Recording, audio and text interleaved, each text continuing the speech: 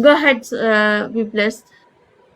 Yeah, hi Liam. It's just a quick question because I wanted to ask a question with regards to the importance of oral history and how it intersects with a lot of what we've been talking about, or what you've been talking about so far.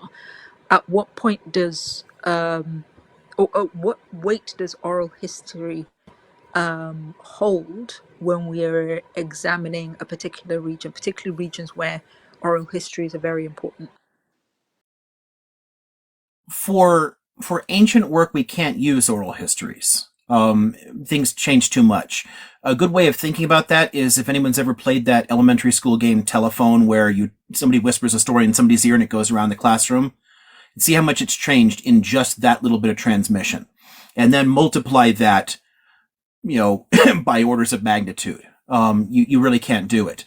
Oral histories are useful, especially within the last century. And to some degree, we make some use of oral histories going back a little while. So there are things that can pass along in families, and we'll make some careful use of things that can go back into the 18th or 19th century, but it's extremely rare. It's very hard to do oral history beyond a century because things transform too much, and you have to introduce so many layers of skepticism. It's almost pointless to mention it all.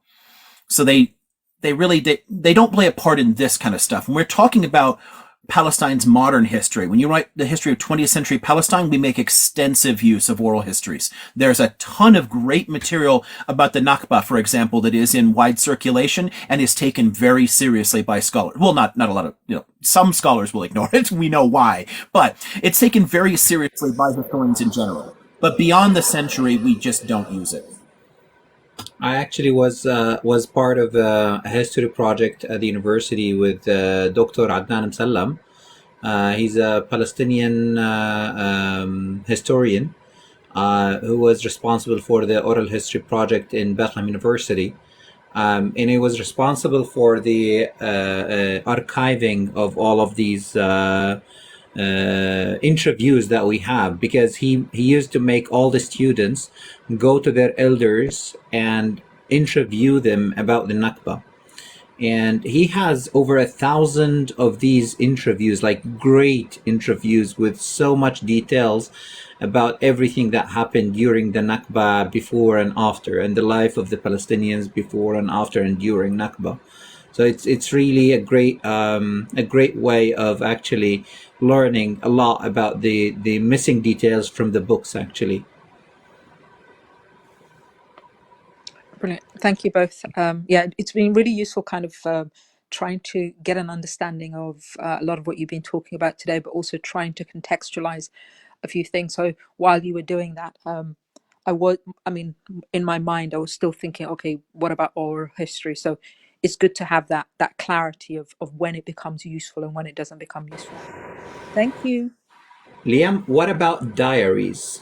Like somebody writing his Thank diary you.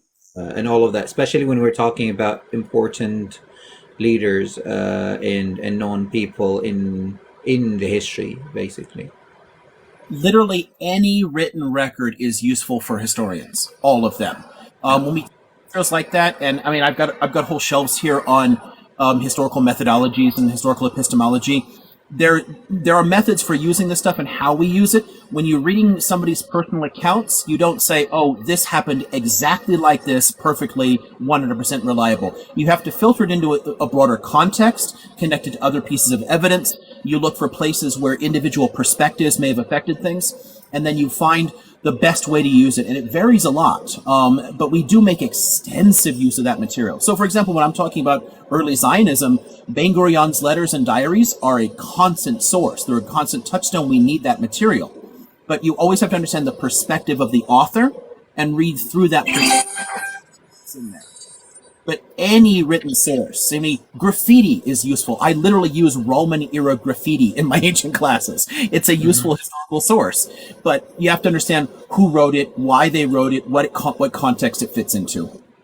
And I have one more question also about the claim of the mention of Israel in the hieroglyphic writings in Egypt,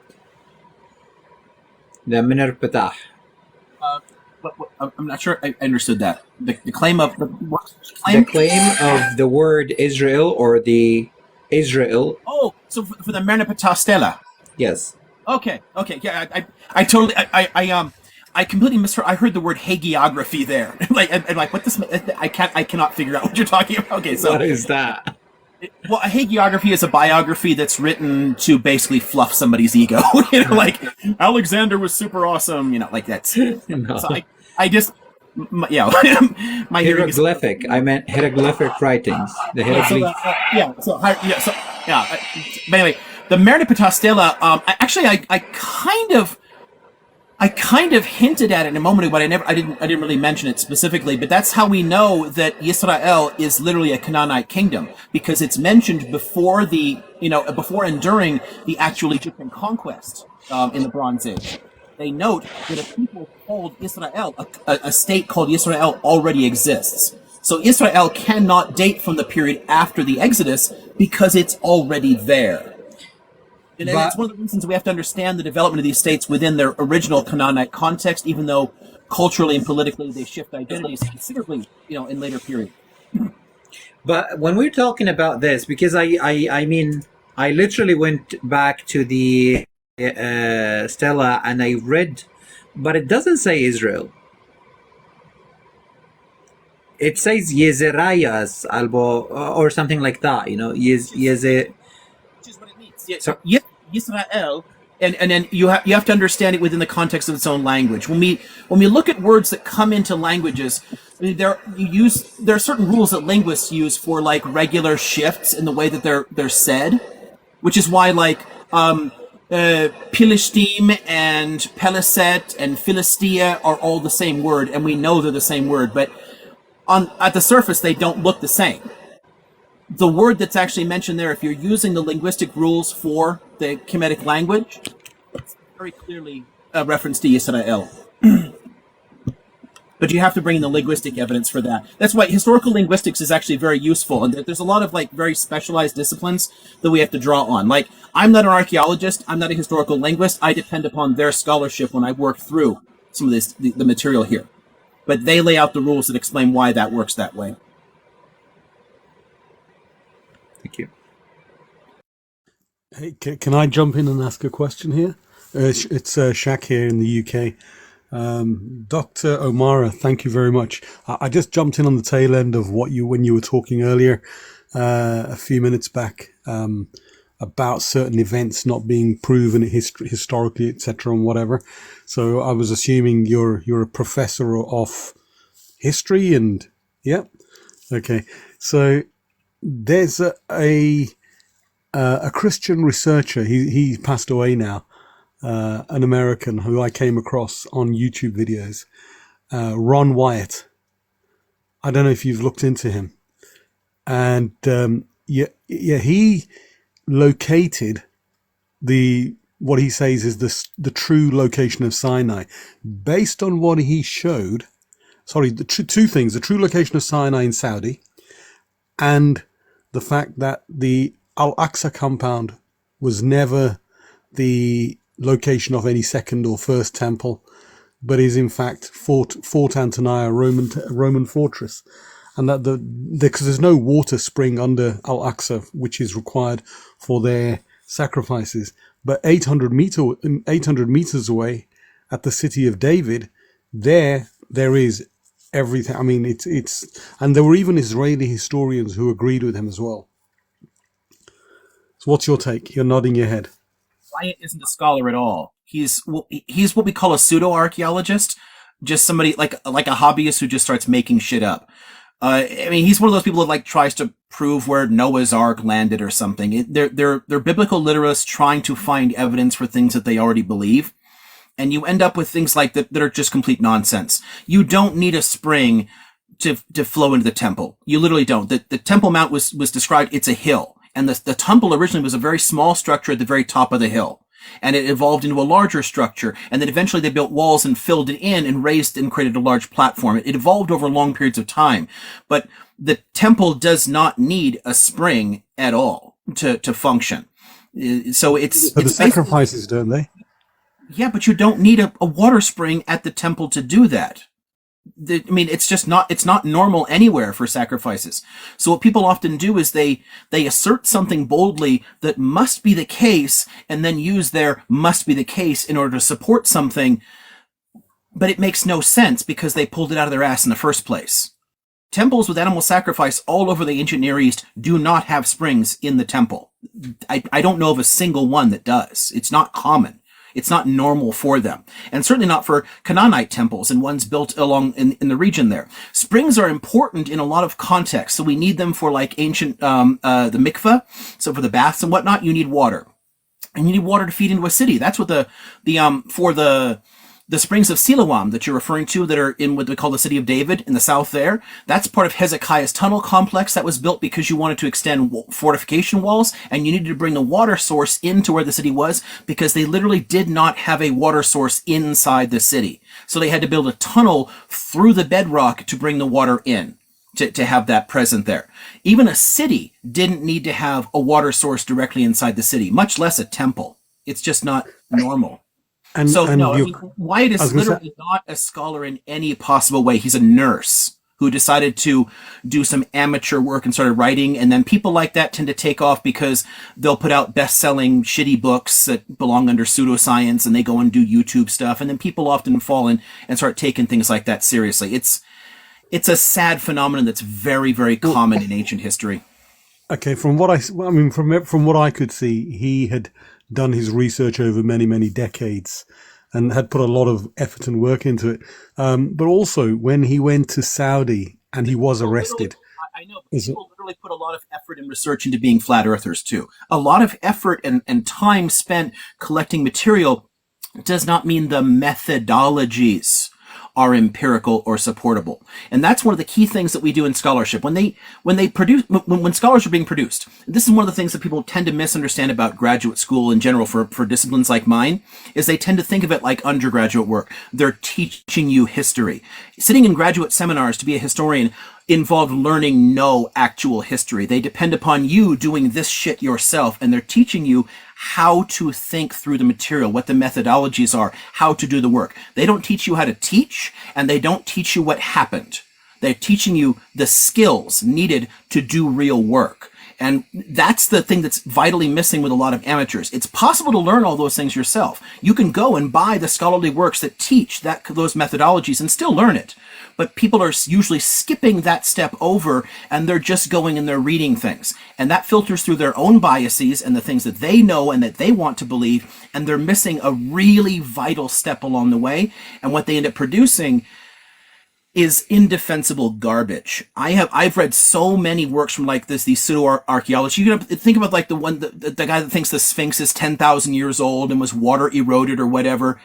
Other geologists don't believe him, and it certainly matches nothing that we can do with the actual archaeology of ancient Egypt. We know where the Sphinx was developed and why, but he wants to believe it because there's a particular thing that he has that makes sense to him. That's what you end up with people like Wyatt. They have a particular thing they want to do, and they learn things that fit those biases without the actual skill to read documents in the first place. And another thing you often really badly run into with a lot of the pseudo work is they don't properly study the linguistics. They don't really know the languages, and they're trying to reinterpret documents themselves. And they ignore the way to piles and piles and years worth of scholarship from the people who do that professionally. They ignore all that, and they retranslate things for themselves. And when they retranslate for themselves, 95% of the time it's complete horseshit. So I'm sorry. From my perspective, I can't work with it. I'm familiar with his work, and I know where the failings are with it. And it's not that he's an amateur. You can be a really good amateur and still do really good history work. He did not. He's not actually using the methods properly. Okay. And did you watch his documentary on Sinai, where he actually got arrested there, and the Saudis keep it off limits? The actual Mount Sinai in Saudi. It's a protected military zone. There is a different mountain there. It's not Sinai though. I mean, but the whole there's two different mountains mentioned in the text because the Torah is actually compiled together from multiple documents and sources, and two different names are used. there is a good tradition for putting one there. And honestly, that's one of the ways that we use the Midianite hypothesis that I mentioned much earlier, because there was originally a state in that region, and part of the Moses story folds in that thing, that story. So what you've got in having two different mountains named in that source and two different origins, you're putting them in Midian and you're also putting them in Egypt. That's part of how we explain the development of that understanding of God. But it's not like the true source, because again, what somebody like White is trying to do is he's trying to find things to support his own fundamentalism, and that involves ignoring vast amounts of other data. So he is pointing to an actual location that does actually play a part in our reconstruction of these ancient events and the myths as they build up, but the way he uses it is completely unsupportable. Thank you. Also, one more thing, like when you come to our area, you can find under the name of one thing, you will find 10 different places.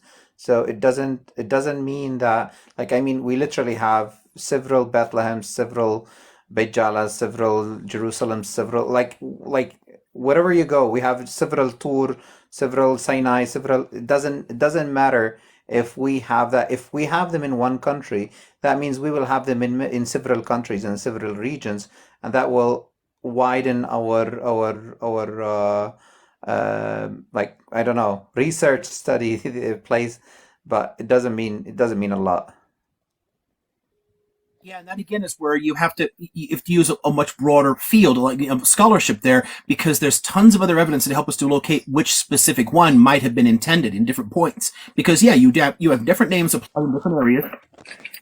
We can go down and locate things, but even there, it gets difficult. There's tons of really important sites in the ancient world that we still can't find. We may have found it and have no idea that it's actually the place. Like Sargon's capital. I mentioned Sargon earlier. We have no idea where his city is.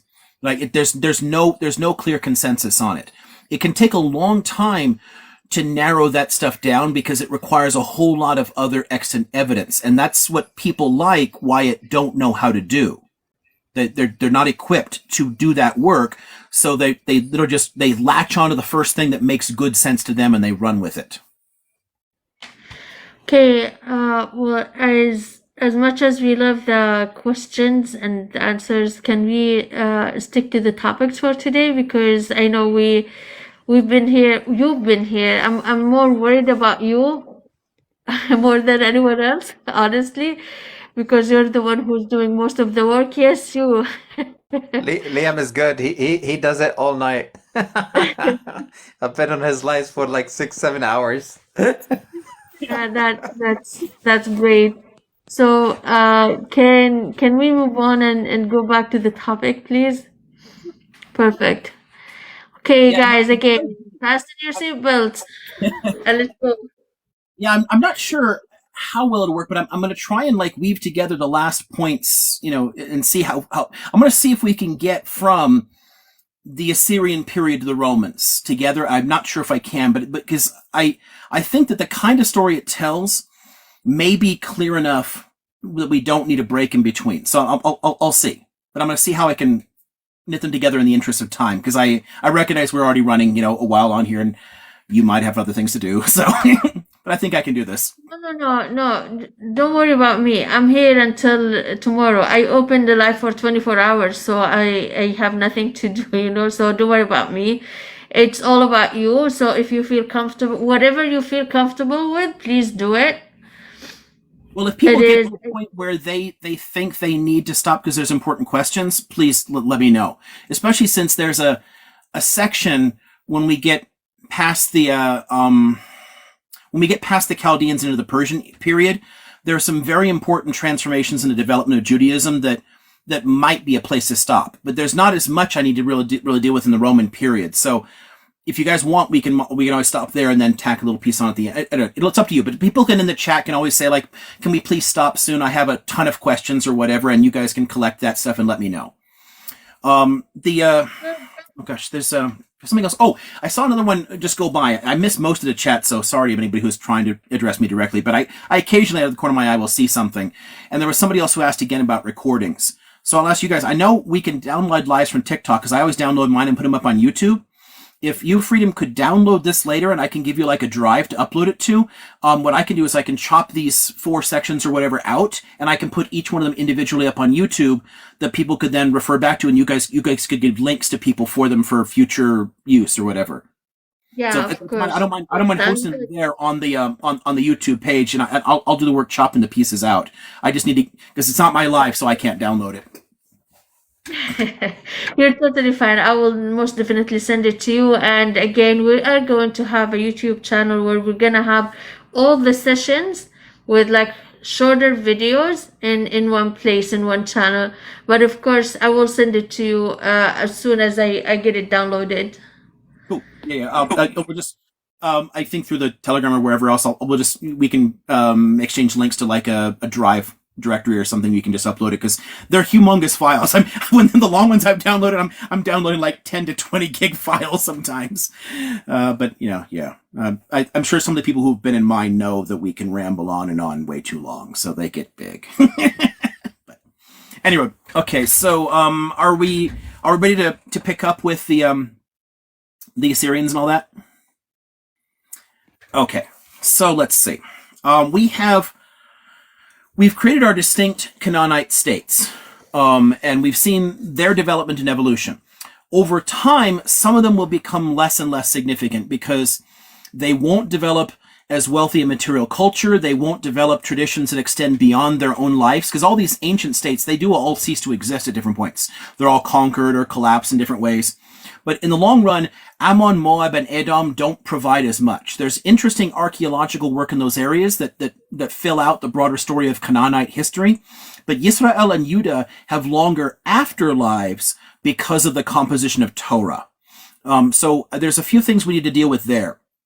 And I'm sort of torn on this because there are 2 aspects to it that I need to get at. And one is an understanding of how the text is constructed, and another is how that fits into the historical chronology that's behind it. So it's a little difficult. So what I may try to do is do some of the historical parts and then go back and walk you through how the different elements of the text come from these different areas and why they come together the way that they do. So hopefully that's clear enough. If anybody has questions, again, let me know. But I'm going to try and work through the events that are important, and then the text and how it relates to those events. And the key here is to understand that just as the historical the story about Joshua's conquest of Canaan after Moses is itself it didn't literally happen. We also have a problem with the whole Saul, David, and Solomon story. And the key there is to understand that people like David and Solomon did exist. We're at a point in time where we have elements of a person or a story, a historical memory of it, that then later gets written down, and the details of the story will vary. That actually gets back to, I think, what Salah was talking about Jericho, and the question of the walls. At the time the story was written down, Jericho had walls. At the time the story is said to have taken place, it did not. So the key with things like a King David is to understand that David did not rule a united monarchy covering the Levant. David was a tribal chieftain in the small state of Judah in the southern hill country. And Judah is historically the much smaller, the much poorer, the much weaker of them, but it also is the longer lived and the one that eventually creates modern Jewish identity. Even though it was poor for quite a while, and certainly compared to its much richer, larger northern neighbor Israel, Judah is the one that has the most significant afterlife. So it's worth understanding that in context, if you put a King David in the 10th century or something, then that King David is essentially a tribal chieftain, because the Jerusalem of his day is not a powerful, large city leading a big empire. It's a very small city or big town.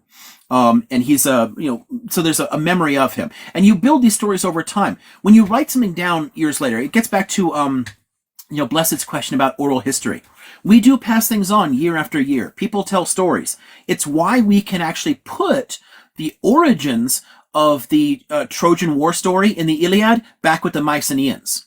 But it's not written down until about 5 centuries later, which means that it largely reflects the interest of the later Greek people who constructed the story, but elements of the story relate to a much earlier tale. And that's kind of what you have with the stories of David and Solomon, is there are elements that are passed on, memories that are passed on, and then the details of the story match the world in which they're later documented.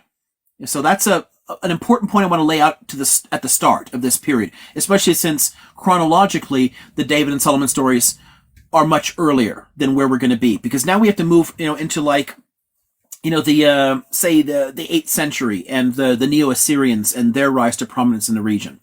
What you have with the independent Canaanite states and their existence as independent states. If you guys remember earlier on here, we talked about how Egypt controlled the Levant. It had conquered all the area and had its own little vassal states all through the Levant. And only with the Bronze Age collapse did the Egyptians pull out. And with the Egyptians pulled out, then independent Canaanite states. So the Canaanites, they're the people who live on the ground, and then they can establish an independent country of their own, because there's no powerful empire fighting for the land. So you see what we got so far there? So in between, like, the 1200 to 1150 Bronze Age collapse, when Egypt pulls out of the region, and then the rise to prominence in the 9th and 8th centuries BCE of the Neo-Assyrian Empire, there's an interregnum where there's no significant powers that can conquer the Levant. So no one is ruling it, so they get to rule themselves. That's the time, historically, when Yisrael and Judah are states controlling their own territory. But they are separate. They're similar in ways, though. They both worship El, but they worship El differently. Because Judah is smaller, and a lot of its territory is desert, you guys know that the northern part of the hill country in Palestine is a lot greener than the southern part, where you're into the Judean desert, and then it transitions down off the cliffs into the Negev and the Jordan Valley. It's a lot drier down there. So you're much more centralized around Jerusalem.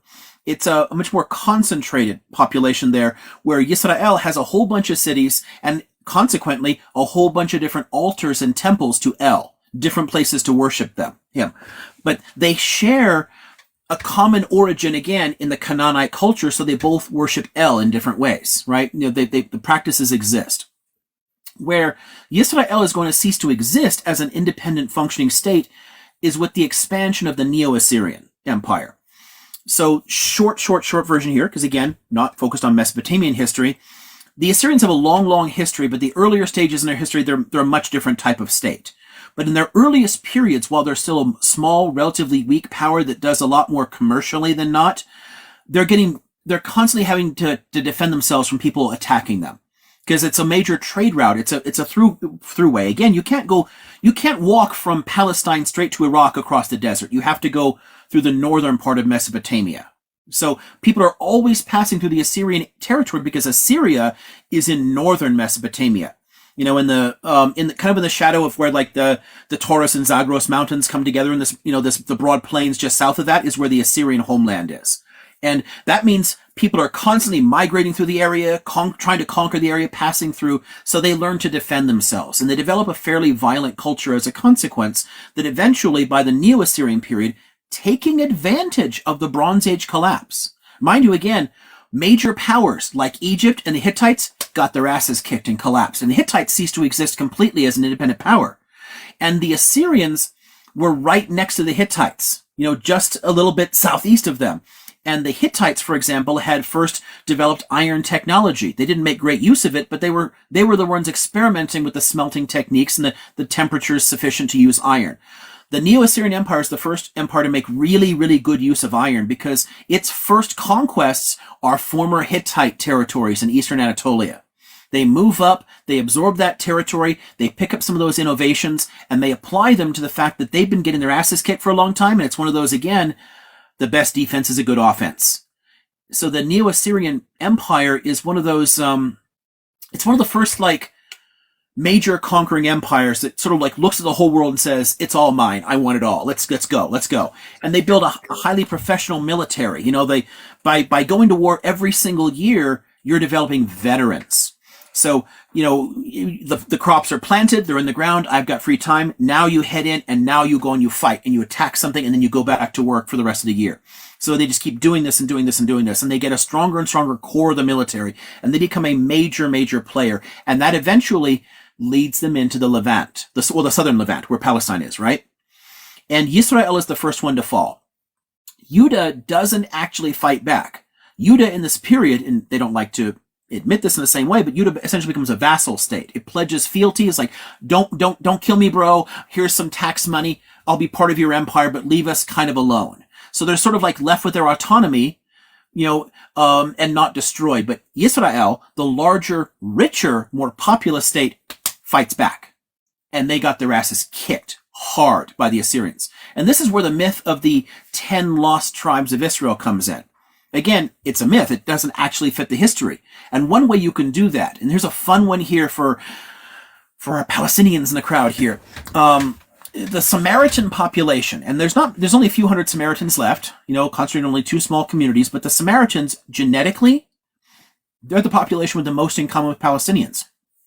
Palestinian DNA and Samaritan DNA is between 60 and 80% identical.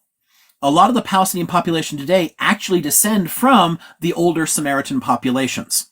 The Samaritans, the main distinction they have with the Judahites to the south is over how they choose to worship El, the structure of the religion, whether it's centralized in one place or whether there's tons of independent priesthoods and whatnot there. A lot of modern Samaritan practices do differ. Their version of Torah gives like one major location for sacrifice at Mount Gerizim. But we know early on they had tons of other altars in different places. So like at Beth Shean and other locations where they also used to worship El. So it later centralized in the same basic way, just at a different location. But there are some ways in which they preserve an earlier stage in that process because their version of Torah is actually written in the original script. It's still in what we call Paleo-Hebrew. It looks like the old Canaanite script or Phoenician script. And they preserve a lot of elements of the formal priesthood and animal sacrifice and the rest of this stuff. They represent a stage along the development, but a stage specific to the northern kingdom, not the southern one. Yisrael, not Judah. Does that make sense so far? The 10 lost tribes aren't lost in the sense of like, being wiped out or deported elsewhere. The Assyrians do deport people. One of their practices for historical conquest, for holding territories, is to water down the population a bit. If there's 10,000 of you all here, then you might rise up in rebellion against me. But if I take 4,000 out and I move them 200 miles away, now there's only 6,000 of you here. And now I, move some other people in and they're going to live near you a few miles away and they're kind of close by. So it kind of like limits the numbers that are concentrated in any one place and makes it less likely that you're going to rise up in open rebellion. They do that. But it's not a sense of like scattering all the people. They don't deport the entire population. That population literally never fucking leaves. Hence, again, Palestinians descending from the peoples of Yisrael, from that whole northern kingdom, from that territory. It's ultimately the same population over time. So most of the people are there. What they lose, though, is their political independence and their political distinctiveness. They cease to be a distinct country called Yisrael, centered in the north. And instead, they become fully absorbed into the Assyrian Empire, while Judah retains elements of its political independence because it doesn't fight back and instead pledges fealty and becomes part of the empire as a whole. So it's a vassal to it rather than being absorbed and assimilated into it. So that's one key point to look at there. So that's from 721 is when the northern kingdom falls to the Assyrians and ceases to exist as an independent entity. Now you've got a nice gap in between the 721 when Assyria falls and the it's 597, I think, when the southern kingdom falls later to the Chaldeans. So different population. There's a nice gap, right? So we've got a little over 100 years. The key to understanding that is to note that the Assyrians pissed a lot of people off. They, not only through the deportations and all that kind of stuff, or the violence, but they used a lot of terror tactics in conquest. Like piling a mountain of skulls outside your walls and saying, hey, you don't want to be resisting because, hey, this could be you. Okay, I give up, They made a lot of enemies. And eventually, there's a coalition that emerges against them. The two main players in the coalition are one people that they'd conquered, a southern Mesopotamian population that we call the Chaldeans, and then an Iranian population in the northwest of where today Iran is. So the Medes. And they work together along with a few smaller players, a few smaller allies. And it's this massive coalition that descends on the central Assyrian heartland and destroys it. And they destroy it so effectively, it took a long time for archaeologists to find the last Assyrian capital. They had different capitals at different periods in their time. So one of our reasons for the name, we call them Assyrians, is Assur is their earliest capital, right? But you've got like Nineveh at the Neo-Assyrian period. So at this late stage, their capital is Nineveh, and Nineveh is just flattened. They collapse the buildings on it, and then they walk away, and that means dirt covered it eventually. And we later find it, and it was cool to find because nobody decided to rebuild in that state. They left it alone. We found tons of records. It was all the stuff was buried inside it, and we could pull that stuff out and help reconstruct a lot of material from that. But the Neo-Assyrian Empire is crushed at this point. And what they do is they divide the territory up. The Medes take some and the Chaldeans take some. So the Chaldeans are in Mesopotamia. So now they're free and they have the Assyrian territory as the core of their empire. And they're like, what do we do now? Maybe we should conquer the Levant. And they decide to head west and they move into our historic Canaanite areas. So that'll be a problem for us in a moment. Let's look in the interregnum period, though. At the time when the Assyrians pull back out, because they have to pull back support, pull back troops, but they're preparing to defend themselves, they have to fight the Chaldeans, and then for a while the Chaldeans are concerned with consolidating their control in Mesopotamia, which means the Levant is free again, right? Israel doesn't exist because its state was destroyed and its elite were executed, but the population as a whole is still there. But Judah in the south is still there. And it's now free because it's no longer a vassal because there's no longer an empire. And this is a vitally important step forward for us because Judah is going to provide the foundation for the final development of the important Torah myths and its early history. And it's going to build what will eventually become a distinct Jewish identity. And one of the first things you really need to do is absorb the territory of the former northern kingdom. Because the land in the north, you've got, again, the northern part of the hill country, and then the Galil Valley above it. So like what is today like in northern Israel, and there's a bunch of Palestinian villages. I hope you guys know so Galilee also. So the Galil region in the north there, that's historic Israel. And Judah takes that, which means it has far richer farmland, right? It'll be a much more powerful state. So it has to do two things to accomplish that. It has to justify itself as well as physically absorb it, right? So it's not just the conquest that's important for us. You have to explain why it's happening. And this is where the distinction between what will become the Jews and the Samaritans comes from, or what we could originally think of as Judahites and Israelites. Because the population still living there in the north is again descended from the kingdom of Israel.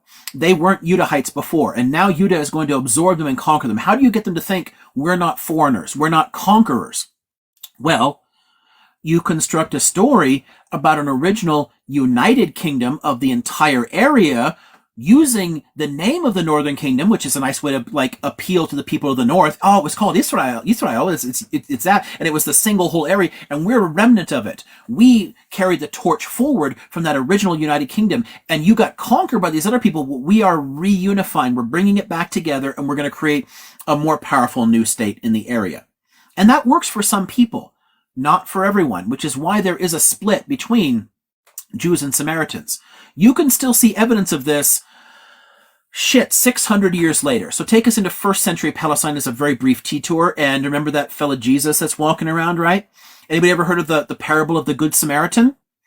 What that story means in context is telling people, don't be a racist dick. Because a lot of Jews hated the surviving Samaritans because the Samaritans rejected the temple cult in Jerusalem. They rejected that forced assimilation into a unified Judah. So what you're doing is saying, hey, even a Samaritan can be a great person. Even a Samaritan can be a good guy. Don't judge a book by its cover. That's what the parable means. And it only makes sense if you remember that for centuries, Samaritans and Judahites fucking hated each other. And they were fighting over how to understand God and how to explain, their own origins. So that makes sense so far? So set that aside now because we just briefly flash forward a few centuries. Let's go back to Judah's expansion. This is where, and it gets back again to Salah's references to Jericho and Joshua's conquest. This is why that story exists. Because if you follow the narrative of Joshua's conquest of the Canaanite states, in most of its details, it follows the record of the conquest of Yisrael by Judah in that later period. It matches a lot of the details, and the details of the story, when you're reading the stories and you're looking at the conquest under Joshua, the descriptions of the land, the names of the cities, Jericho having walls, for example, all match the time after the Assyrians when Judah is expanding its power.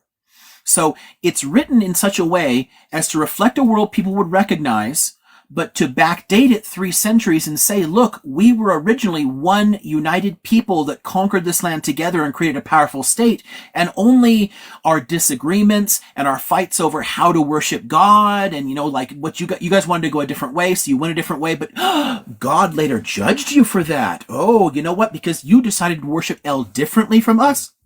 That's why the Assyrians came, bro. The Assyrians came and conquered you because you worshipped El wrong. If you had kept worshiping El the way we do in Jerusalem, this shit never would have happened to you. So it's the beginning of what we call the prophetic interpretation. And that prophetic interpretation is a vital step along the path to a fully fledged monotheism. Because here you have now your God, so your El/Yahweh God. That God is now able to control other peoples and use them. So instead of simply like the way polytheists and henotheists do and recognize that, hey, I've got my gods, you've got your gods, whatever, bro. Instead, now you're saying there's one God that's able to go to these other people, this other Assyrian population, because they don't have real gods, and he can instead use them as a tool for his own purposes and send the Assyrians in to punish his own recalcitrant population. And again, think back to our last section about the Exodus story. Why is it so important to depict God as being that powerful? Because this is a God of history, a God of action and war. This is a God who can control events in the world and will do it to help you or hurt you based upon what you do. So in the Exodus story, you can see God directly intervening to help his people, to get them out of Egypt, to feed them in Sinai, and to help them to conquer Canaan. In this period, you see again God lashing out at his own people and crushing them because they dared to worship God wrong in the north and used the Assyrians as a tool to do that. At this point, you can arguably say a monotheism has developed here. I don't think it reaches a form that we would really recognize as Second Temple Judaism until after the Persian period. But it is well on the way and arguably is already there. But again, it depends on how you want to read some of this material. But at this point, you've got a God of history explaining why the Assyrians were relevant and why Israel fell. Israel fell because they worshipped God wrong. Now Judah has conquered this area. Oh, that takes us back to the frickin' seal thing, right? So, Hezekiah's seal. Okay, so there's so again, we're at a point where these are actual historical figures. Hezekiah is a real king of Judah doing real shit, doing things that we can document, and we can see his name. We can find seals for that king that have survived to the present day. But interestingly, the seal of Hezekiah, written in Paleo-Hebrew, so written in that Canaanite script, has 2 symbols on there that should stand out. One of them is an Egyptian ankh, that symbol of life. You have the one that looks kind of like a cross with a hoop on it, right? And another is something that looks like an ancestral version of almost like it's a little bit like the Faravahar symbol that Zoroastrians use, but it's an earlier form of it. It's like a sun disk with wings. And the Assyrians and other earlier Mesopotamians used a symbol like this for their god. So it has the sun disk and its wings on there in the center of the seal under the name of the king Hezekiah, and then an Egyptian symbol off to the side, recognizing that the major powers in the area are actually, those Mesopotamians and the Egyptians. It puts it into context. And we have to remember, again, Israel and Judah were actually pretty small states living in an isolated area and only independent in brief periods because no one wanted to conquer them. As soon as they decided to, they couldn't maintain independence. But they're working within a world where they do have to play the game, so to speak, you know? And what's going to happen is, as the Chaldeans have risen to power, that's why the symbol is important here, because the Chaldeans inherit all that same symbolism that the Assyrians had used, right? So that winged sun is important. When the Chaldeans rise to power, initially Judah is a vassal, just like it was to the Assyrians. It's like, I can't fight you back. I can't fight back, bro. I can't do that, you know? But I want to maintain my independence. I want to maintain my own cultural integrity. So I'm going to pledge my loyalty, pay taxes into the Chaldeans, and they'll leave me the hell alone. Hence the symbol at the center of Judah's royal seal, denoting its subordinate relationship to the Chaldeans. But they begin to make alliances. They begin to reach outward, you know, and the Egyptians are part of that. They start looking for ways to reestablish full-blown independence. So there's a number of important reforms that happen. The tunnel that actually connects to the pools of Siloam and that spring that brings the water into the walls, that's done in the time of Hezekiah. They really didn't know how the hell to tunnel straight through. It's not like they had the mathematics for it. So they're kind of like, they're starting on both sides, and they'd have to stop every now and then and listen and figure out, oh shit, we're in the wrong direction. They have to change it. So it winds all over the place.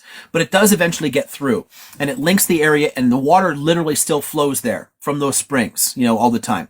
That was done because they were building major walls. And you can still see those. It's way below the ground level in the old city. You can still see an element a part of it that's been unearthed, of Hezekiah era walls. They're way, way below the street level because over time, land builds up, you know, trash and everything else. But they're very thick. They're like 6 foot thick walls of stone built up, because he's knowing, if I rise up in rebellion, a big ass army is going to come. I got to defend myself. Hence walls and tunnel.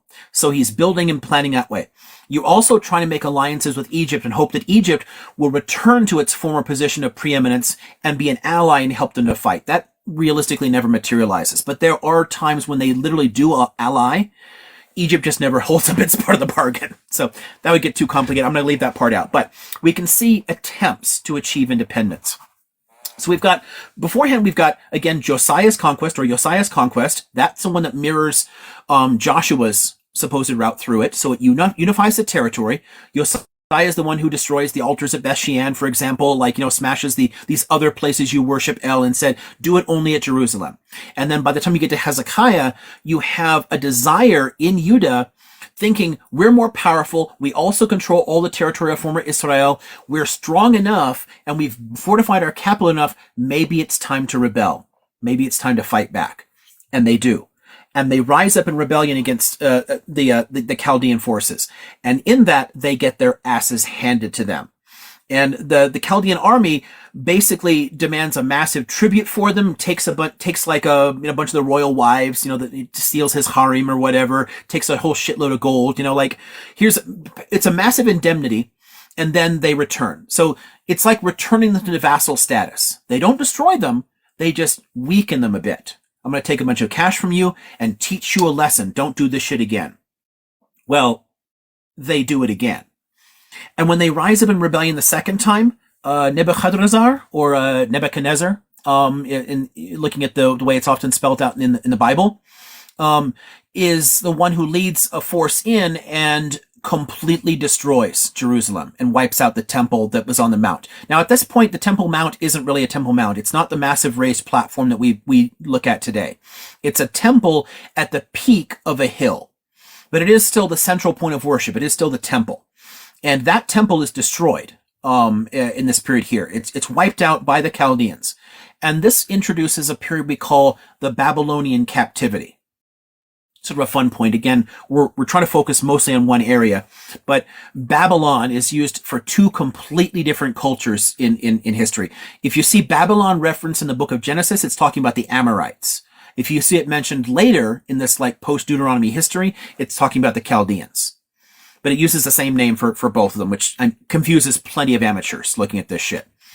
The Chaldeans destroyed that temple, and they haul the elites back to Mesopotamia.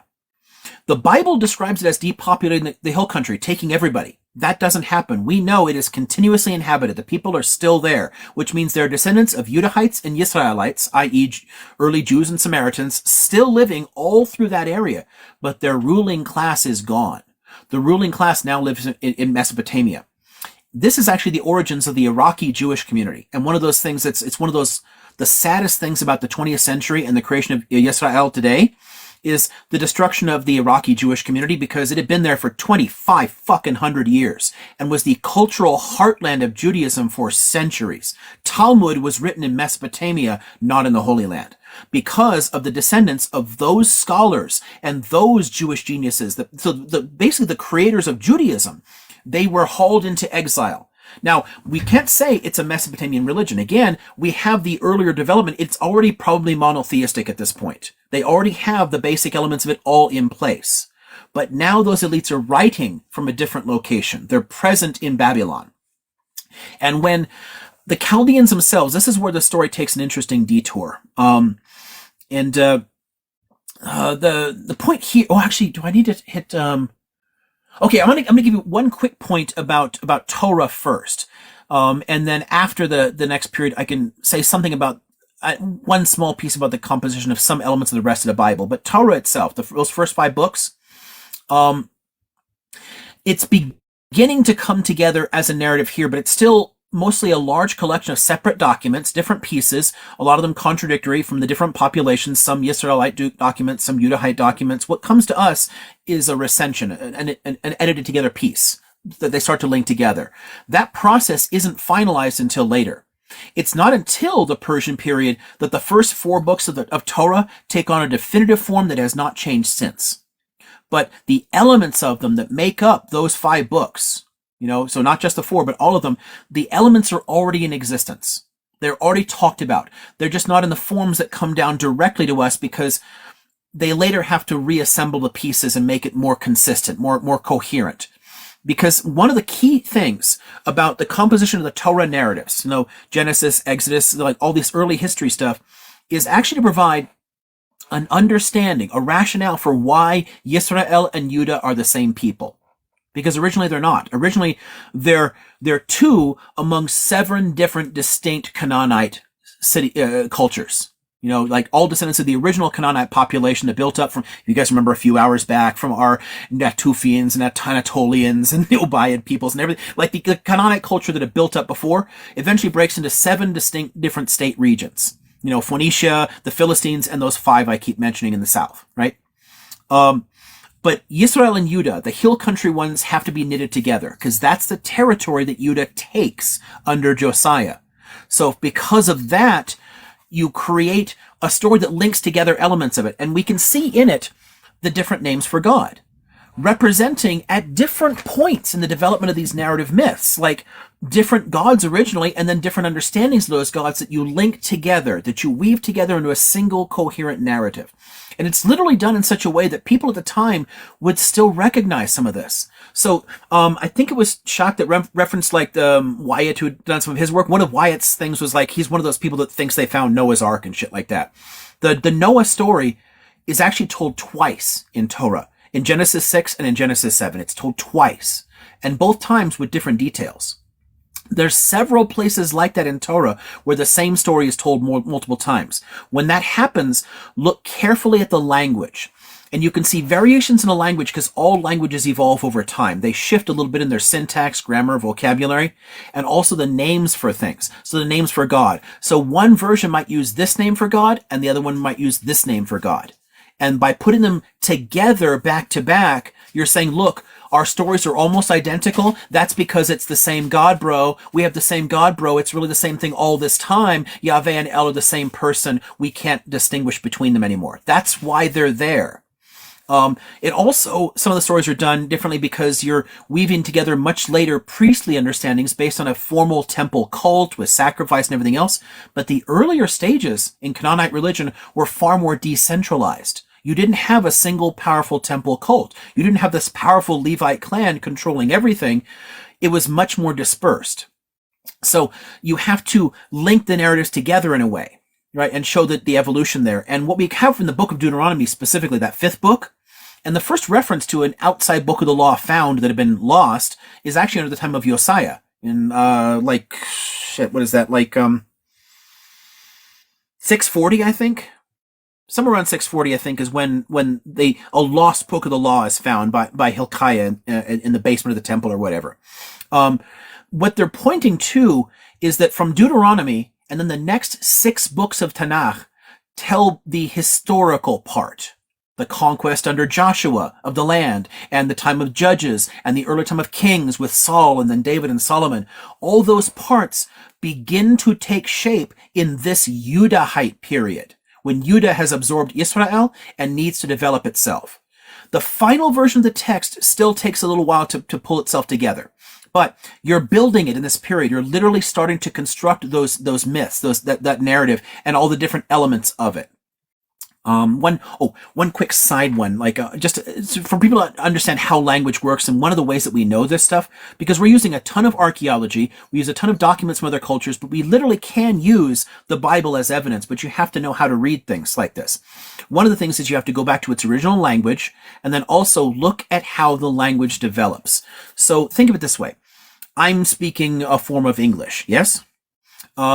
Shakespeare spoke a form of English.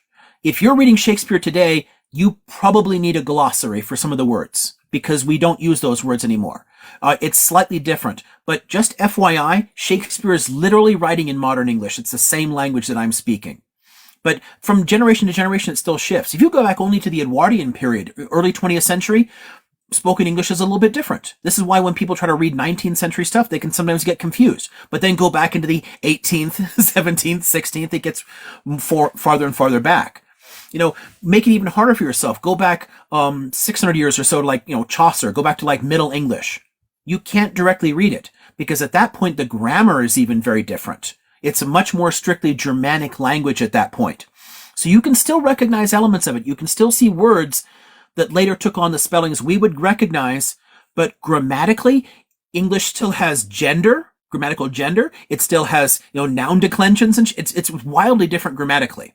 Because languages change over time. You can literally see evidence of that in Torah, because different pieces of texts were edited together later and they preserve the language used.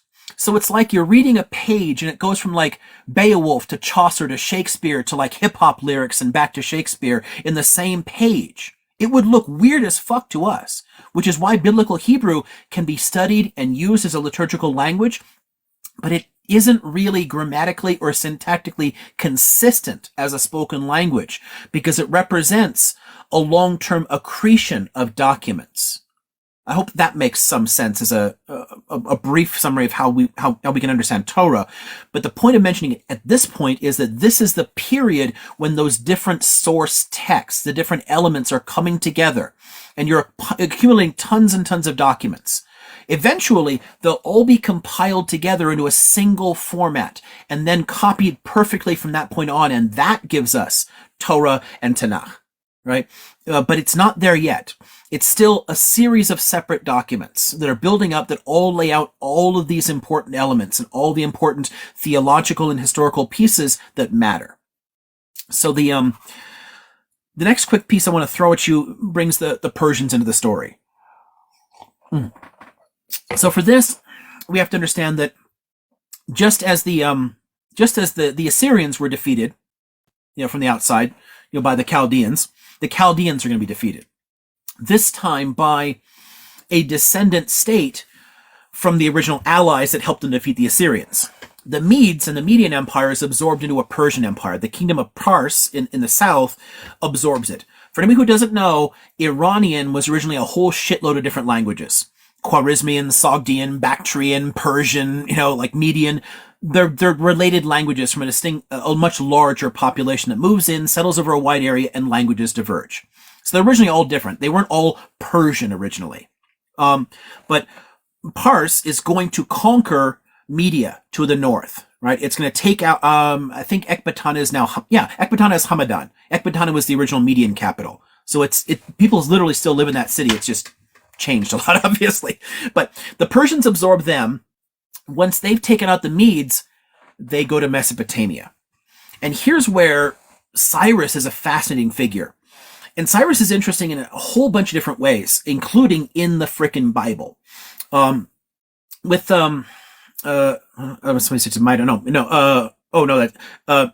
Media. Yeah. So, but yeah, other way, the original city was Ecbatana, is the median form of the city if you're trying to get to there.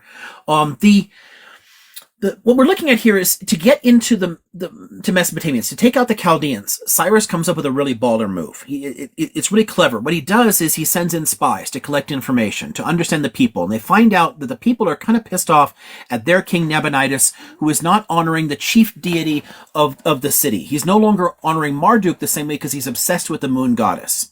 So they use that resentment. And what they do is they tell people, I, Cyrus, was called by Marduk to liberate you from your shitty king and restore the temple of Marduk and restore the proper worship of your god. He doesn't impose his religion.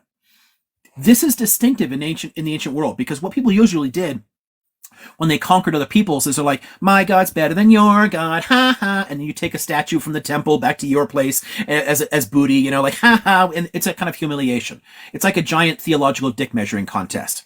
But in this case, he doesn't do that. He doesn't talk in terms of his own religion. He doesn't talk about his version. He puts it into their cultural language. I'm here because Marduk called me to defeat Nabonidus and restore the temple of Marduk. And he does. He restores the temple. He rebuilds it, right? And makes Babylon one of the capitals of his empire, just as he's done already with Susa, absorbing the Elamite population, and with Ecbatana absorbing the Median population. So now the Persian Empire has 4 different capitals, and they move seasonally among them, right? So every major part of it. So these are completely different populations. They all feel invested in the empire. They feel that they're part of it, that they're respected, and that their cultural traditions are respected. Does that make sense so far? That covers how we got to Babylon. But the problem is, once you've taken Babylon, you've also found some Jews because of that exile population that lives there, right? And now what they does is he appeals to them differently. He wants to control the Levant too. He wants that part of his empire, but he realizes it's actually quite clever to use the population that already lives there as your proxies to control it.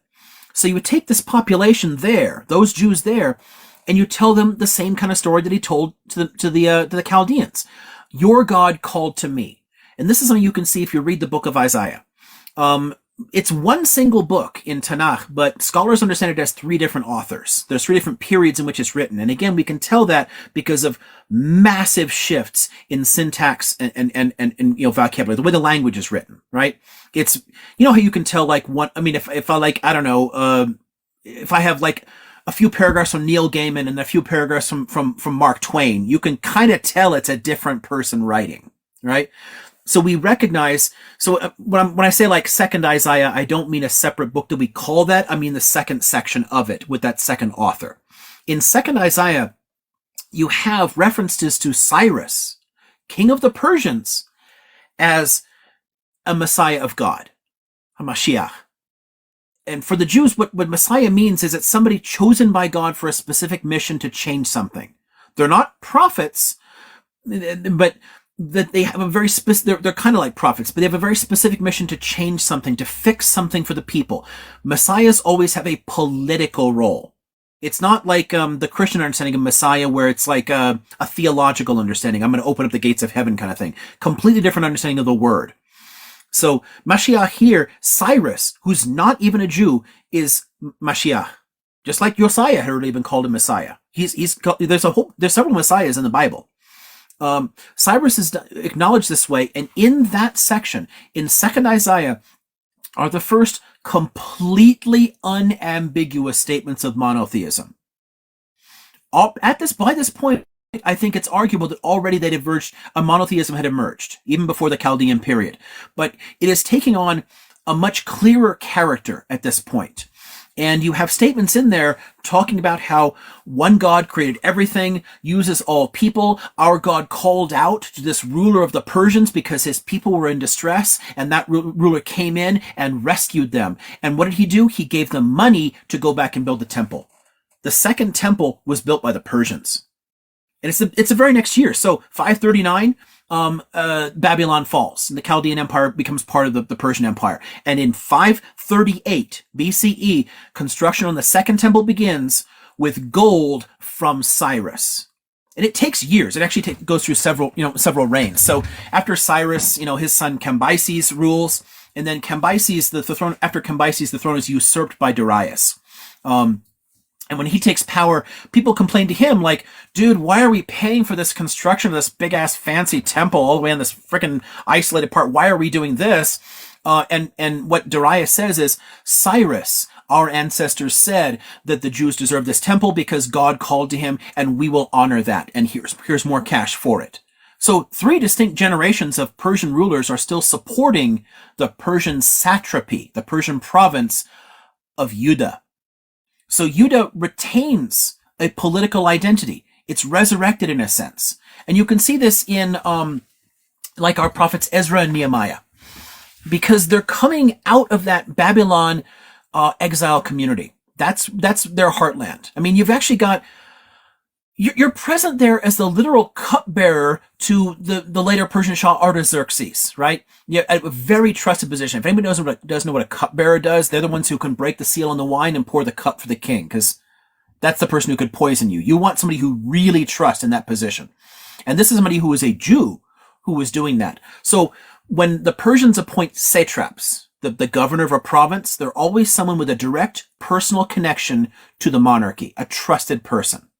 And that's what you're sending back to Judah, a ruling class of Jews from the exiled Mesopotamian community to rule over the population that still is there in Judah and Yisrael, in the hill country, and to rebuild that state. And it's at this point that we know the text, at least of the first 4 books of Torah, is completely finished and hasn't changed then. It's like locked in. And this is where we can first see the real expression of things like Yom Kippur. We know that Yom Kippur is honored exactly the way we understand it today. So a lot of the festivals, the way that we understand them now, descend from this period. So Judaism is still very old.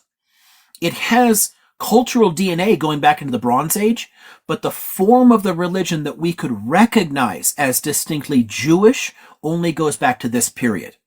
Before that, it's like earlier stages along the way to development of Judaism, which is why I'm using the terms like Judahite and Yisraelite and not saying the Jews. Jews as a distinct religion is from the Second Temple period, because it does develop a bit. And one neat thing that you can see about the evolution of the understanding of God here. Now, we've already again arguably moved toward a monotheistic understanding of God, but the Persian period accelerates this. It locks it in permanently, because the Persians, they worship only Lord Mazda. They have the one God. Technically, it's a dualistic theology. There's a good force and a bad force at the beginning that created things, and like Ahriman poisoned it, and there's this constant battle through history between Angra Mainyu and Spenta Mainyu, like the good force and the bad force, and that's like the motor of history. But there are some fundamental theological concepts that weren't really present in Judaism that are present after this period. So again, it's already monotheistic, but what it absorbs from the Persians is a sense of linear time. There's a definitive beginning of the world and an end of the world, an apocalyptic end of the world. And all the time in between, we are being watched and judged, right? We have to do right. So from the perspective of like the Zoroastrian faith, good words, good thoughts, good deeds, doing the right thing, like actually. So there's this conflict between Asha and Druj, order and chaos, like good and bad, and you're supposed to be on the side of Asha, do the right things. And if you're doing that, you're playing a part in this eschatological conflict between good and evil that's going to end in an apocalypse. So it's from this point that Judaism develops as an apocalyptic eschatological faith, where before it's already on the path in becoming a monotheistic faith. It's arguably already monotheistic, but it doesn't have the same kind of cosmology.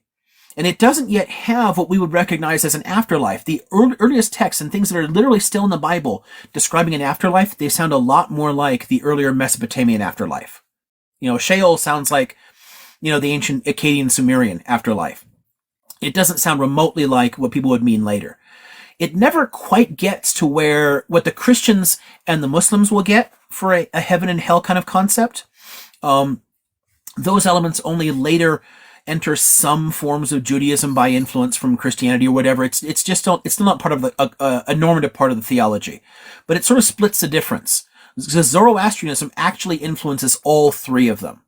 When I talk about the evolution of these religions, again, teaching like some basic religious studies stuff or historical religious studies, we have the Abrahamic faiths, and arguably Zoroastrianism is part of that same continuum. We just can't call it Abrahamic because there's no Abraham as a named figure. But the four of them are tightly interconnected. And then arguably Hellenism also plays a significant part in shaping all three theologies. So realistically, to understand any of the three Abrahamic faiths, you need all five. You can't look at the three Abrahamic faiths in isolation. You need Zoroastrianism and Hellenism to make proper sense of their evolution into the shapes that we recognize today. There's a way in which the Zoroastrian apocalypse matches a lot of the Jewish understanding of it. So the short of this is at the end of time, there's a great battle and, Lord Mazda wins and Ahriman is defeated. And then you rebuild this earth. You remake the earth. So the mountains are melted down and there's a river of molten iron and you walk through the river of molten iron and come out on the other side. If you were a good person on the side of Asha and not Druj, then it's like walking through warm milk. But if you weren't, well, it's walking through molten iron, right? And on the other side, if you come through that other side, if you walk through that warm milk river, then after that you will never again know hunger or thirst or war or death. It's like you've remade this world into an Eden. And one of the ways you can also see this too, there's a linguistic influence on this, because the word that we get as paradise, somebody's got a mic on. I don't know what that is. Is somebody trying to get attention, or is that just an accident? I don't know if I'm somebody trying to reach me or something. Okay. Because if somebody needs me to stop, I can stop. Okay, just let me know. So there's okay, so the word paradise, right?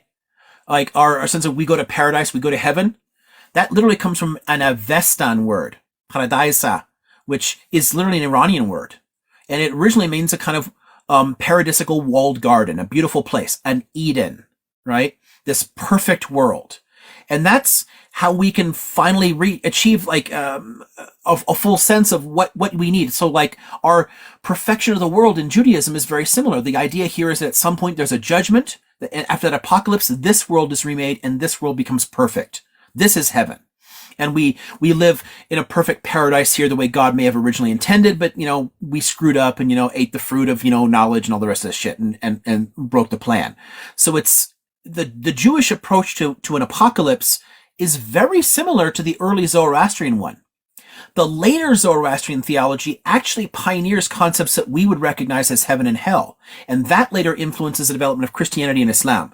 They draw on those ideas. So late Zoroastrianism still keeps playing a part in influencing the religions in the area, but that's way beyond the context of this discussion here because we're talking about Palestine, right? And which would mean obviously development of the religious faith there. But so that early Zoroastrian apocalyptic theology seriously influences the development of Judaism.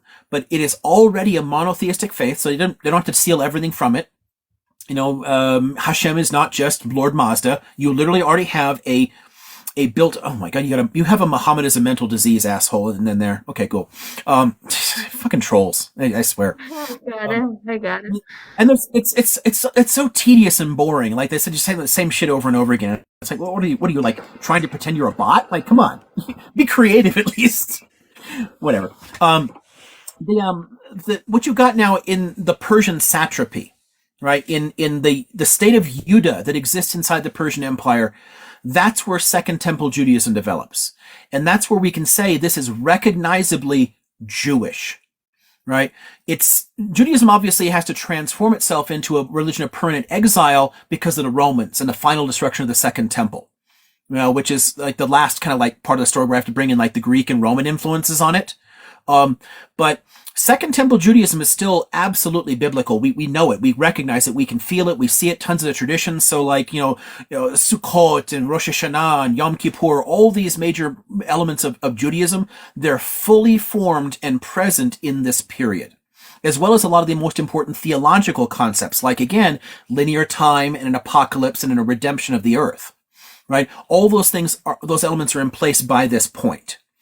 So let's see. I think that might be a place where we probably should stop for a minute, and then I can go quickly through the Greek and Roman periods. If that's all right, Freedom, if that makes sense to you. Okay, good. Then It's totally fine. It's totally fine. Just take a break for drink some water or yeah, for sure. I'm gonna stop. I'm gonna take a quick drink. I'm gonna use the restroom for a second. You can collect some questions out of the chat or whatever, and then I'll field a couple of questions on like the Assyrian, Chaldean, and Persian periods, and then we'll sounds end with like the Greek and Roman. Cool. sounds perfect. Thank you, Dr.